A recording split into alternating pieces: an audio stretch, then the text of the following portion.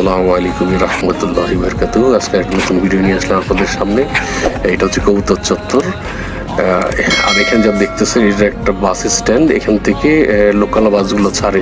আরেকটা জায়গা আছে রাসূলুল্লাহ সাল্লাল্লাহু আলাইহি ওয়াসাল্লামের বাসার পিছন থেকে এরকম বাস ছাড়া যায়। এখন আমরা যাচ্ছি হচ্ছে জোহরানা। এখানে যাওয়া যায় হচ্ছে 4 সিটার আর হলো 6 সিটার গাড়িতে। 4 সিটার হচ্ছে 40-50 টাকা নেয়, আর 6 সিটারে হয়তো 60-70 টাকা নেয় আর কি। ইচ্ছা করলে বাসে যেতে পারবেন, বাস এখান থেকে ফ্রিতে যায় আর কি। আমরা আজকে যাচ্ছি জোহরানা। জোহরানা হচ্ছে একটা মিকাত মসজিদ। আপনারা জিজ্ঞেস করবেন যে কিভাবে সামনে আয়সা মসজিদ থাকতে আপনি কেন জোহরানা আছেন। আয়সা মসজিদে একটা কন্ট্রাডিকশন আছে। যখন রাসূলুল্লাহ হজের উদ্দেশ্যে মক্কায় আসেন তখন আয়সা রাদিয়াল্লাহু তাআলা বাবার বাড়ি রাতে প্রথমে ওঠেন। তো বাবার বাড়িটা এখন আয়সা মসজিদ যেখানে এখানে ছিল।